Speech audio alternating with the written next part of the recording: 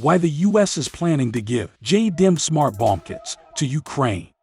The US has found a cheap and ingenious solution. Problem: Ukraine has lots of useless, dumb bombs. Solution: turn them into guided missiles. The JDAM is nothing new, but highly efficient.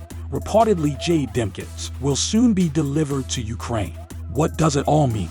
Let's elaborate. Ukraine has few precision-guided missiles. For now, it has to rely on things like HIMARS. Precision strikes are vital in this war, but these Western weapons are few and far between. They also require very expensive munitions. As a result, the Ukrainians are forced to limit their use. The question on many people's minds is, where's the Air Force? Well, both sides are actually running daily airstrikes. But both face the exact same problem. Aerial bombs are dumb weapons.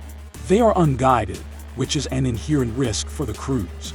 To hit a target, they must fly directly above it. This makes the aircraft vulnerable to SAM batteries. And the front line is oversaturated with SAMs on both sides. The net result is a large number of pointless sorties.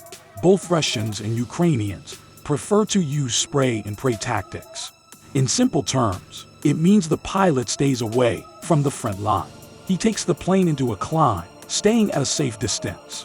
The bombs are released in a volley. Following a simple trajectory, they fly in the general direction of the target. It's basically like lobbing a basketball from far away. The chances of hitting a specific target are slim. Thus, the aerial bombardments are always massive barrages. A Su-24M, for instance, can release up to 12 bombs at once. If one of them hits something, that's already a success. As you can imagine, this wasteful tactic is not particularly efficient.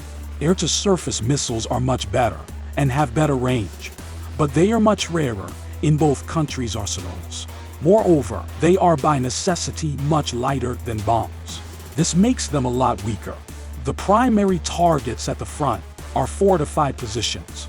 A 1,000-pound aerial bomb can do lots of damage to a concrete bunker. A 300-pound KH-25 warhead might not even leave a dent. This is where JDAM comes in. The acronym stands for Joint Direct Attack Munition. Basically, it's a kit that can be fitted on a bomb to turn it into a missile. The kit consists of steering fins, a rear section, and a sat-nav module. JDAMs are relatively cheap, reliable, and highly adaptable. A single kit costs around $30,000. A single GMLRS rocket for HIMARS or M270 is $100,000. The bomb is fitted with small wings, which extend its range. Even the spray and pray tactics can thus become effective.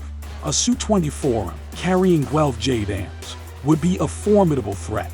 Each JDAM can be independently targeted. Satellite targeting means they wouldn't be wasted. A single volley could take out an entire artillery battery. And that's what counts right now, even more than bunkers. Russian artillery, radars, and command centers are primary targets. Troop concentration areas and ammo depots are secondary. If these are taken out, the front line collapses. Then the Ukrainians can counterattack and push the invaders out. Ukraine has large stocks of Soviet-made Fab 250 and Fab 500 aerial bombs. If these can be turned into guided bomb units, it would be perfect.